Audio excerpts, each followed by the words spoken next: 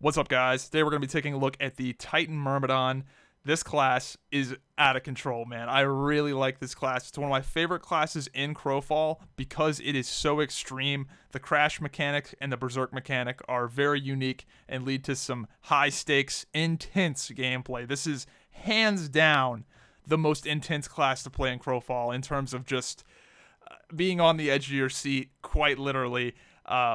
When you get into some of these high stakes crash situations, it is wild. So if you're looking for a class that you can own people, but also also very much own yourself, and you're looking for a berserker barbarian type class where you just run in completely recklessly, this is your bet. It's a very fun class, super high skill cap, lots of cool stuff you can do with this class. So let's take a look at the races. So right now, I'm playing the Half Giant, and they did a pretty fantastic job at balancing the races for the Myrmidon, so much so that it's very hard for me to say which one is the best, even for each individual spec, because they're all very good. So right now, I am a Half Giant, and Half Giant is the race you want to be if all you want to do is crazy DPS, and the Titan Myrmidon is the DPS spec of the three specs. So I decided, you know what, let's just push all the chips in, we're going to go Half Giant and just do crazy damage. So why does the Half Giant do such good damage? First of all, the stats. You get 60 strength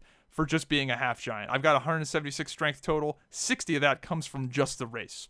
On top of that, you have the Making Me Mad passive, which is 5% damage increase from taking multiple small hits. So this thing, effectively, you end up just having 5% extra damage a lot of the time. Then you've got 2 stacks of Blood of the Giant, which is this right here. And this stacks up to 10% more damage. So you've got 15% more damage with just the Half Giant stuff. Then you've got 10% more crit damage with one of these things here. Maybe it's Brawny. Yeah, 10% more critical damage, which is quite a bit when you consider how hard this class can hit. 10% more on top of that it's crazy.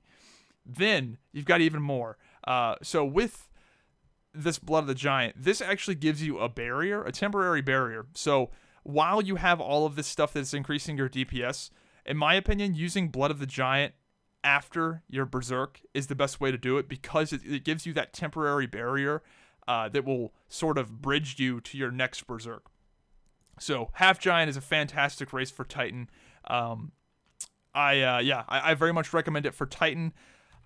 Now, to talk about the other races, Minotaur. Minotaur is going to give you frontal stun immunity. This is fantastic because it will literally save your life. Getting stunned, 0.3 seconds before your crash, there's nothing you can do about it. There is literally nothing you can do about it. You can't retaliate. Other than pop your ultimate, you are going to take that crash. So being a Minotaur is going to save you. If I absolutely, gun to my head, had to pick the best Myrmidon race, it would probably be Minotaur, just because that will save your life. It's absolutely going to save your life. You'll see later in this video in some gameplay footage that if I was a Minotaur in some of these situations, I would have saved my life, or I would have taken considerably less damage. It's fantastic. That frontal stun immunity is truly incredible from an uptime perspective as well. Yeah, it's awesome. It's also great if you're running Troubadour. Troubadour, whenever you get stunned, it's going to mean you have to refresh that song back up. And Troubadour, I think, is a very good discipline to run on the Myrmidon, really any melee. So less refreshes of those is going to save you global cooldowns, do more damage, blah, blah, blah. You get it. 300 more resists, that's all right. And then you've got Bull Rush with the Minotaur, that's more mobility. So Minotaur also very solid. Stoneborn, awesome. 15% more healing. Coagulation that randomly removes bleeds, 5% more damage after suffering a knockdown, good baseline stats, and importantly, a smaller character model. So you'll notice that in these gameplay clips, the Myrmidon gets giant. All this stuff that you get increases your size as a Half Giant. The Making Me Mad makes you bigger. The Blood of the Giants 1 makes you bigger. Blood of the Giants 2 makes you bigger. Pulverize makes you bigger. You have all these things that make your character model bigger, and it actually becomes a little bit of a detriment because you have to aim your cursor down to compensate for the height a little bit, but also it just takes up a ton of room, so you can't see as well. And the Stoneborn, being this little dwarf, actually helps see more. You wouldn't think about it, but it actually does help you see more. But the main thing, obviously, is that 15% more increased healing and coagulation. You don't sleep on coagulation, man. Randomly removing bleeds is really powerful because the bleeds in this game can be quite good, especially the severe bleeds. If you randomly remove that Onslaught Nightbleed from a swordsman, that's a lot of damage that you just took away. So, yeah, they're all very good. Now, let's get into the disciplines. Disciplines, you have, you got these two, man. These are the Titan bread and butter right now. Illusionist, yes, we've talked about this before. It's incredibly overpowered. Everybody knows that this is the most overpowered, insane discipline in the game, so of course I'm running it. However, I'm not even going to talk about it too much because it's going to get changed. Some good replacements for this discipline for when it does get nerfed, because it definitely will. Troubadour is a fantastic discipline for any melee, in my opinion. 15% damage increase debuff for everybody in your party. I mean, come on, that's awesome. Juggernaut is a great choice for a Myrmidon. That healing is going to add up quite a bit. The better retaliate is nice. The CC immunity is nice. You're going to be taking a lot of CC as a Myrmidon, so running Juggernaut, you're going to get a lot of value out of that. And that heal is no joke. So, yeah. What next? Shieldbreaker is also a great discipline to replace illusions with. That's going to give you 20% armor penetration for your entire group when you pop that reveal weakness. Gives you dispel and whatever the barrier is called. You can punish people that are blocking or have barriers. It's pretty darn good. Even just for the 20% more physical armor penetration for your entire group, just that alone is pretty solid. So those are some good replacements. Then we get into Underdog. This also sort of synergizes with the idea that you're going to be getting CC'd a lot as the Myrmidon. Everybody is going to be trying to CC you on that crash to make you take that crash damage. So if you have extra stamina and extra retaliate refund, you're going to be able to retaliate out of all that CC, and also with Underdog, you're going to be able to really punish them for CCing you with Deadly Retaliate, which hits really hard. Then you have a knockdown, an AoE 360 knockdown when you're below 50% HP. Then you've got Crit Streak, Payback. Whenever you get CC'd, you have 50% more crit for 30 seconds or until you crit 3 times, which you'll crit 3 times. And with the Myrmidon, or with the Titan in particular, those crits hit really hard. So lots of stuff working for you with Underdog. And then on top of that, you have the actual Underdog passive, which is going to be giving you 100 attack power for 30 seconds after being CC'd, and it can stack with itself. So it's not uncommon for you to be getting 2-3 stacks of this. It's definitely not uncommon to get 2 stacks of Underdog and get 200 extra AP. Now, that's not as good as it sounds because I'm already at 800 some AP, but it means you're going to be able to hit that AP cap a lot easier. Or if you're not playing something that has as much AP, like if you're playing Conqueror, for example, then Underdog is going to help you more because you don't have as much base AP. So, the disciplines, in terms of replacing Underdog, Escape Artist is a pretty decent alternative if you don't want to run Underdog, or if Underdog gets nerfed at some point in the future. Escape Artist is going to give you an extra, a different form of CC break with Speedy Retaliate, which gives you 30% movement speed, as well as giving you a Retaliate refund. So that's a decent alternative if you don't want to run Underdog. Now, the minor disciplines. These are very much straightforward. Sparring is going to increase your basic attack damage by 10%. That is the obvious, because the Titan Myrmidon is very left LMB based in terms of the attacks. The vast majority of your damage is going to be coming from your left mouse button combo. So 10% more on that is that's a gimme. Resolution, gain more damage when enemies are near.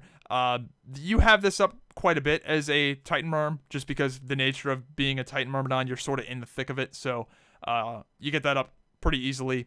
And I believe that is also 10% more damage on just everything, all your attacks. Then Uniform Mail. This is going to be giving you 100, I believe 100 AP, right? Let me look. I believe it is 100 AP. It's either 100 or 150. I want to say it's 100. 100, yeah. So Uniform Mail is going to give you 100 AP for using all mail gear. Now, the thing with Uniform Mail is that there's a very good chance you will outgrow this discipline at some point in the future. Right now, we're all in War Tribe gear. Our crafting sucks. Our crafted gear sucks. So we don't have access to as much attack power as we will later in the game. So maybe later in the game, I'll have, 930 AP instead of 830, and maybe I take off Uniform Mail. And instead of Uniform Mail, a good alternative would be Careless Whisper, or what else would be good? Yeah, Careless Whisper is a very easy one, or you could run a defensive discipline like Overwhelming Odds or Sturdy, but I'd probably go Careless Whisper over Uniform Mail for if you do decide, or if you do outgrow that one in the future. So, that's about it for the disciplines. Nothing too crazy for the Myrmidon disciplines, really.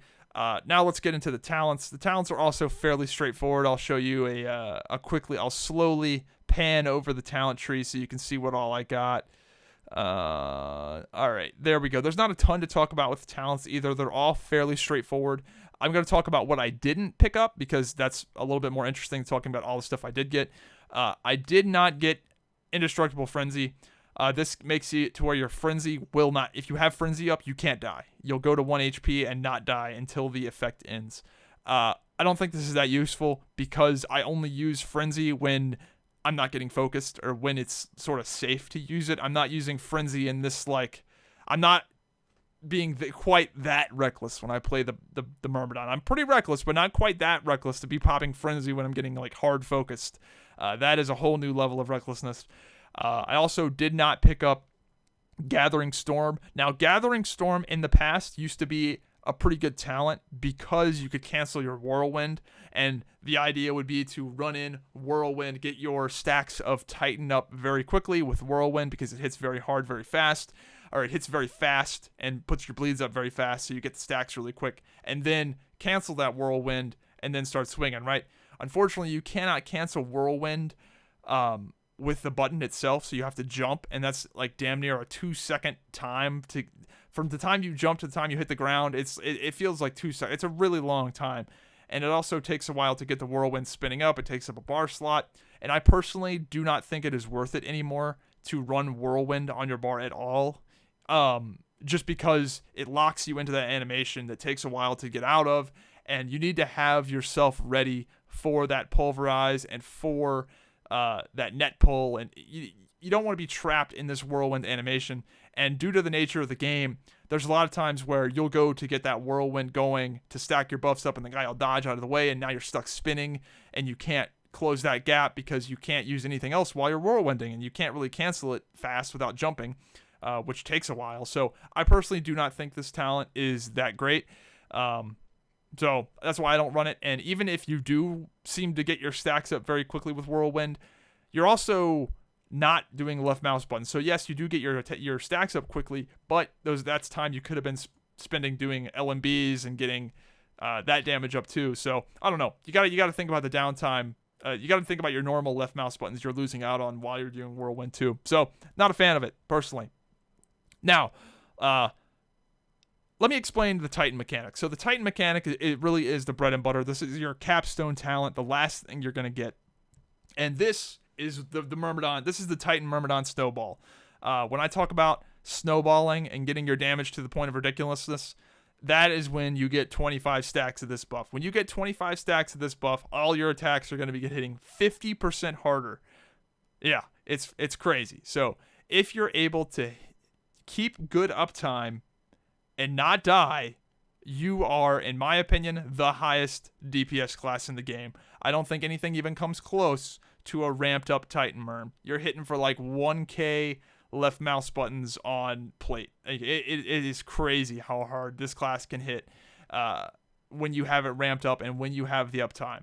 And that's saying a lot because getting ramped up and having the uptime is part of the challenge of the class. But man, oh man, when you get it ramped up, it's incredible. So that's how that mechanic works, and it affects your neck slash as well as your left mouse buttons. And next slash can hit stupid hard too. And next slash is also flash castable, so you can do, your 1, 2, 3 LMB combo immediately next slash. So you basically hit 4 attacks. It's like those two, that cross slashes and that next slash hitting both at the exact same time is brutal. So what else to talk about? I pick up both Berserk and Frenzy. This is absolutely not a requirement. The idea is that you pop Berserk in most situations. Most situations you're going to be using Berserk because you're going to be taking damage. Even if you're just taking a little bit of damage, I think it's worthwhile to take Berserk it's worthwhile to use Berserk because it's going to really save your healer and you're not missing out on that much damage. Frenzy versus Berserk is not that much damage. It's considerable, but it's not completely night and day difference between the two. And if you can use Berserk and stay aggressive versus using Frenzy and potentially having to retreat and back out of a fight and play defensively, you're much better off using the Berserk. So the main thing with Frenzy is that it's going to give you more damage bonus. It's gonna increase your damage bonus cap up to 60%, and you're gonna be hitting a good bit harder.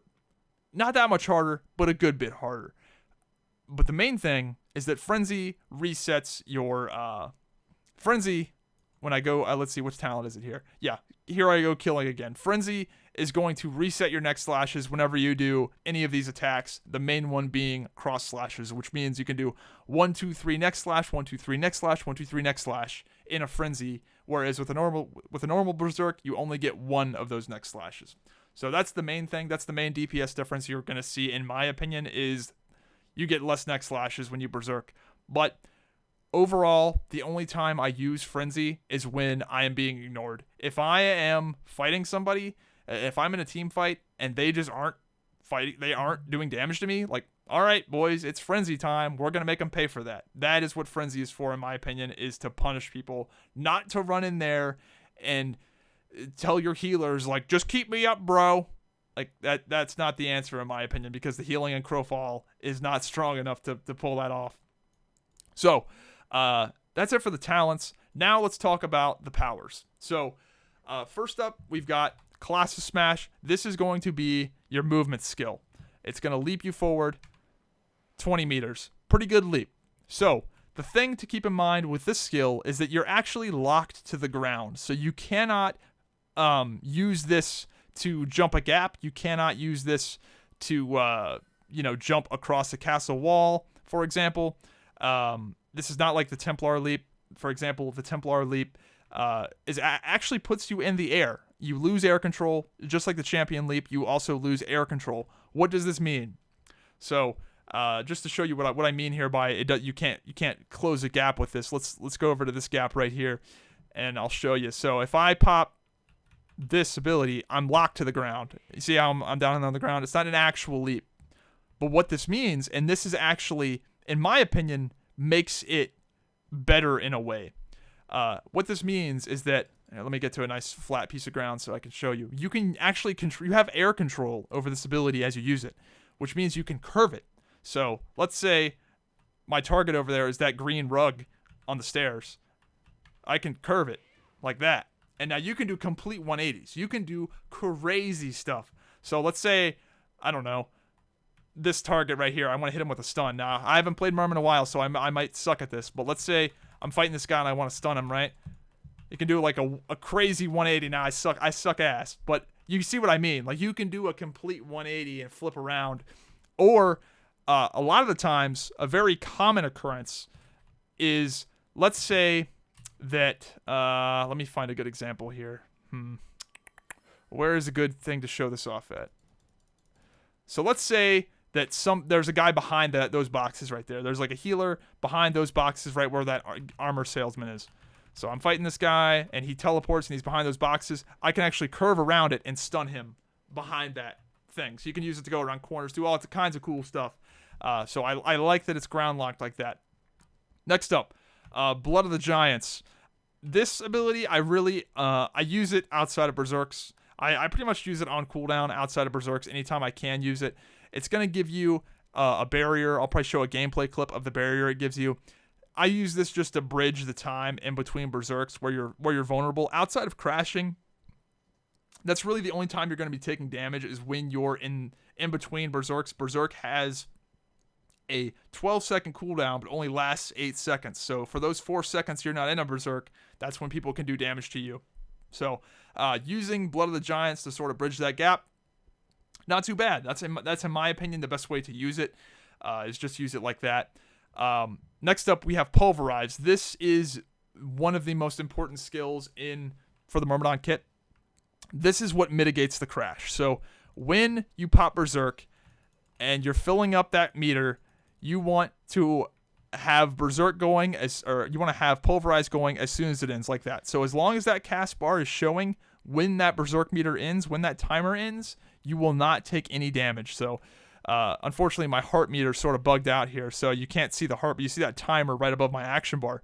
You want to channel this Pulverize as late as possible. You do not want to, when people first start playing this class, they don't have the timing down quite yet, and it's going to take you some time to get the timing down, but here's what you don't want to do. You don't want to pop Berserk, and I just popped Frenzy. I hit the wrong key. We're going to wait a little minute. So Frenzy, as you can see, there's no timer. So hit the wrong key. So what you don't want to do is do this. So you don't want to pop Berserk and then be swinging and then, oh no, I'm going to crash in 3 seconds, and then you make it very obvious and then do it like super late like that. That is not optimal in my opinion. You really want to do that. You want to do it as last second as possible for uptime reasons too. So Pulverize roots you in place. So you really, really want to, this is like, let's say I'm fighting a guy, I've got Berserk up and I'm fighting whatever, and trying to stay mobile because he's moving around. You don't want to stop and stand still for very long. You really want to do that really quick and get back in the action. So doing it as fast as possible is absolutely what you want to do, and just try and put a lot of time on the target dummies, get that timing down. Once you get it down, it's not as hard as it might look. I know when people first start playing it, they're like, what the fuck, I'm never going to get this. It's not that bad. It doesn't change. So what else about Pulverize? So Pulverize actually takes a lot of fury to activate, so I'm going to channel a full Pulverize to see what she means. Look at how much my fury goes down. That's how much fury you need, the amount that just went off my bar right there. That's how much you need to activate Pulverize. So you need to always have that much fury available. Now this isn't much of an issue when you get all of these talents down here. Now the better you are at the Myrmidon, the less you need this talent here. If you're pretty good about your short crashes or your short Pulverizes, you don't need to have as much fury regeneration in combat. You still want to pick up this though. You want to pick up the power efficiency because it's going to make your left mouse buttons hit harder. But once you get good or decent at your Pulverizes, you really only need 1 point in this, and maybe not even 1 point. Like you might be able to not even get that 1 point. So anyway, back to what I was saying earlier about Pulverize, and that's how much you need a good bit of fury to actually be able to activate the Pulverize. But let's go back and let's simulate some DPS. Now, if you do a quick Pulverize, you need that much fury to activate it, but watch this. Look at how little fury it actually takes. See how I did a quick one right there? That quick one it barely takes any fury. Barely takes any. So just to show that again here, you'll see that the amount of fury it takes is so minimal compared to a fully charged one. So, boom. And you want to get in the habit of also, if you are planning on playing Half Giant, just get in the habit of spamming your Blood of the Giant as soon as your Pulverize ends too, because I don't know. I think that's the best way to use it. So next up we have Next Slash. This ability is free DPS as a Titan Myrmidon. Absolutely put this on your bar. I've seen some Myrmidons not have this on their bar. Put this on your bar. It's free damage as long as you use it properly. The main way I like to use it is to do a 1-2-3 LMB combo and then immediately Next Slash as soon as you hit that cross slash. And the thing with Next Slash is it's flash castable, meaning that it triggers a GCD, but you can also do it on GCD. So to show you this, I'm going to pop Berserk, and my Next Slash is going to become available. Now, if I just hit Next Slash on its own, it triggers a GCD. That's no fun, right? However, you can hide Next Slash inside of another GCD. So here's the combo. You pop Berserk, and you do 1, 2, 3 instant Next Slash. And you see how I did the cross slashes, but hid the next slash ability inside the GCD of my third LMB. That's how you want to use that ability. Speaking of flash castable, Berserk is also flash castable. So it's going to trigger a GCD like that. You see it triggered that GCD, but it does not require that you don't have to have a GCD up to do it. Now, this is sort of an advanced technique. I mean, this is not like make or break, but if you want to be good and get the absolute most out of your DPS, you want to actually do a left mouse button and then Berserk. That LMB will count. That LMB, that little half swing whatever, will count as damage and will give you a stack of the Titan buff. So, yeah, Berserk also flash castable. So just sort of try and build up some muscle memory with that stuff. If you don't, obviously, the casting an LMB right before Berserk is not the most pivotal, important thing ever, but it's an extra, 150 damage maybe, and an extra stack. And that stuff, will add up over time. Now let's talk about Berserk. And this is the bread and butter of the Myrmidon class. And the way this works is you pop Berserk, and all of the damage you take for 8 seconds, you will be healed for. And then, at the very end of that 8 seconds, you take all of that damage all at once in one big burst. Unless you are channeling Pulverize, or you pop your ultimate. So this is a very high stakes mechanic. And when you pop Berserk, you're going to see a heart UI icon and a timer come up above your action bar. And that's how much time and how much damage you're taking. So as the heart meter fills up, that is how much damage you're going to take if you don't mitigate the crash. And the timer is obviously how much longer you have on Berserk. So I'm going to show some gameplay clips of various Berserk crashes and mitigations. And as you can see from these clips, it can get crazy. It can really get to the point to where if you miss that crash, you will die 100-0. So this class can be a little inconsistent. If somebody hits that absolutely perfect CC on you, you're screwed. Like, you're just going to die. So you got to sort of be okay with that being a possibility, and you got to be really quick on that ultimate. You got to have a hair trigger on your Q power, because if you get hit with a CC last second, you better be ready to pop that ultimate, because you cannot retaliate it fast enough, because retaliate will put you on global cooldown, and you cannot channel the Pulverize fast enough. So you have to sort of keep that in mind with the Myrmidon. Also, you can screw yourself over, right? You can retaliate a root and then not be able to channel Pulverize because you're on GCD from the root that you retaliated, when you could have pulverized in a root and not died.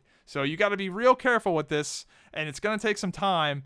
And you're probably going to play a little passive when you first start playing this class, but as you get more comfortable with it, you'll start doing more bonehead plays and more aggressive stuff. And keep in mind, in Crowfall, most of the damage in this game is single target. Most of the high damage stuff in this game is very much single target, or is done in a way to where it can only really effectively hit one target. So when you're pulling off these big Berserk crashes, a lot of that damage that you're taking and you're mitigating is damage that could have been put elsewhere. So it is a good play to run in front of people's arrows and be the guy that's just in the way, keeping your squishier targets from taking that damage. So that's Berserk. Frenzy, you're not going to see me actually use Frenzy in any of these gameplay clips because I was being heavily focused, but the idea is you pop Frenzy when you're being ignored. When you're being ignored, Frenzy is just like, well, time to just punish these guys for not being on me. And I think it's worth having on your bar, even if you don't use it very often, because it's just a great way to punish people or clean up the end of a fight. The damage bonus, the actual damage bonus you get from the ability, I was talking about this previously, but the actual damage bonus you get from the ability isn't that great. It's really the extra neck slashes. That's the real DPS increase in my opinion. Now we've got net pull. This ability is secretly like amazing. Like, this is one of the best abilities in the entire game, because it's got such a short cooldown. Having a grip on a 9-second cooldown is incredibly powerful. And even if you don't hit the full combo, let's say you just hit the net, like, it's a root on a 9-second cooldown. So, like, even if it bugs out, which it does, sometimes it'll bug out and you'll only hit the net and not actually be able to pull them, or the pull won't, the pull will interact weirdly with a rock or something, or they're on an elevated area and you can't pull them down for whatever. Even if it's just that it's a root on a 9-second cooldown. Like, that's incredibly powerful. This ability is fantastic. for uptime. Like, God, yeah, can't say enough good things about this ability. And lastly, we have Illusionist Glamour Weapon, the Glamour Weapon power from the Illusionist discipline. This is just 150 AP. Yeah, it's just AP. Not much to really say about that. So this is the kit. I guess I should talk about Deadly Retaliate. Be sure, if you do go underdog, be sure to actually slot Deadly Retaliate. Be sure to actually drag it down. It doesn't automatically. It's easy to forget about the better Retaliate. So actually be sure to drag that one on. And I think that's it for the disciplines and for the powers. Now let's get into some gameplay footage. Alright, now let's get into the gameplay section of the video. Keep in mind that this was recorded before the melee range buff, so all melee have gotten significantly better as of the recording of this video, so you may be seeing times where I'm swinging at the air and nothing's happening. Some of that may be due to the melee range, but most of that is due to the fact that barriers are not being shown properly on the UI, so a lot of the times, if you're paying close attention, I'm swinging and it looks like I'm doing no damage, but I'm actually hitting a barrier, but it's just not being shown. So keep that in mind. But what you're seeing from the gameplay right now is we are facing a Vindicator Paladin, or a Vindicator Templar, and a Brigand Ranger. And this caught me way off guard. I had no idea they'd do this much damage. I mean, the crashes I take this game are outrageous. And I end up having to pop my ult there because my Retaliate bugged. But we were not expecting the Brigand Ranger to be this tanky. When we played this game live, I had no idea that the Brigand could be this tanky. But when a Brigand is facing 2 melee or multiple melee, and they're able to get those traps off and hit multiple people, they get barriers out the ass, and they're very tanky. You assume Leather Archer, kill him, right? It'll be an easy kill, but not necessarily. I mean, we were slamming DPS into Coolster, and he was just eating it. Now, what you're going to see is I'm actually going to take a good bit of damage from this Vindicator. Is no joke. I mean, that Vindicator, yeah, those executes are crazy. Now, what you're actually going to see right here is that I'm ramping up. I'm getting a bunch of stacks. I end up getting every DPS buff in the game. Look at how big I am. I've got 2 stacks of the Giant buff. I've got Making Me Mad. I've got damn near, not even that high of stacks really, of Titan stacks, but I have everything else, and I just start hitting really hard. I mean, 1k LMBs. This root, that hits for like a few hundred damage, just the net pull, and I just start, hitting crazy hard, and that's sort of the name of the game with the Myrmidon. I end up having to ult right there again. That was a good CC by whoever did that to me. But that's really the name of the game with the Titan Myrm. If you can just build yourself up, it really becomes unhealable. Now, second game, we didn't go on Coolster. We did not go on the Brigand, and you're going to see a nice leap right here. Look at that curve. So they lined up around those rocks to try and mess up my engagement, but they were not expecting me to curve my charge like that, and we are going to ride Krim into the dirt, and that is a considerably better strategy. Once we started doing that, we didn't have any trouble in any of these future games. So I actually look at that. I take a pretty big crash right there. Why did I take that crash? I actually retaliated a root when I could have pulverized. So I screwed myself over by retaliating, putting myself on GCD, and not being able to pulverize. Why'd I do that? Because it's a very easy habit. You see the retaliate thing pop up, you pop it, whatever. So keep that in mind. You definitely don't want to do that. Now look at this shit. This game goes perfectly. Look at this root my healer hit. My healer hits the enemy duelist, and this is a game that goes perfect. This will show you the amount of damage a Titan Myrm can do. I have very little stacks. I hardly get any of my ramp up. But this is what happens when you actually get on a squishy target. And, I mean, the damage is outrageous. And, again, 0 stacks. These other games you were seeing were very much anti-melee, but this is a Slayer duelist. This is, prime rib for a Myrmidon in terms of targets, juicy targets. And as you can see, I mean, it's over. Like, yeah, it's the amount of damage you can do truly is insane on this class. Now, this last clip is a 1v1 against a half-elf Stormcaller, which is a really tough 1v1 for anybody, especially if you can't dispel the aura emitter. So, druids in general, pretty good 1v1ers against most stuff due to the fact that they have a partial reset with their ultimate because they heal themselves and essentially start the fight all over. But the main reason I want to show this clip is because it's really easy to see sort of the theme of the Titan Myrm and the Myrmidon in particular, and that is that this is just an unrelenting class. I mean, it is just aggression to the max. You are constantly in people's faces. You are constantly pushing them, constantly rooting them and jumping to them and just swinging on them and wearing them down. And that's what you'll see in this clip. I am just basically just wearing him down. I mean, he's gonna pop his ultimate right there, which most people would run out of. I'm not running out of that ultimate. I am face tanking it. Why? To get stacks of my Titan buffs. And as you can see right here, I'm gonna start swinging that damage, man. That's 1,200 LMBs. 1,200 LMBs. Not even max stacks. Not max buffs. That's how this class works, man. You ramp it up and you just start owning. So I really like this class. It's a ton of fun. Hope you guys enjoyed the video. Hope this sort of showed off what the Titan Myrm is all about and what the Myrmidon in general is all about. If you're interested in Crowfall, be sure to sign up with my link in the description down below. You sign up with that link, you get into the beta when that starts up for free, as well as getting 5% off. So definitely sign up with that. And I hope you guys enjoyed this video. Let me know what you think in the comments down below, and I'll see you next time. Have a good one.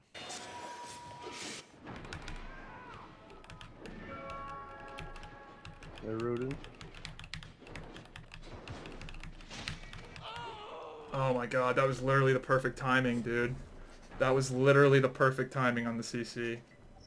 Fuck. Like, it was fucking... That was crazy. That was to the fucking T, like a 0.1 seconds. That was a 0.1 second fucking stun, dude. The footage is ridiculous.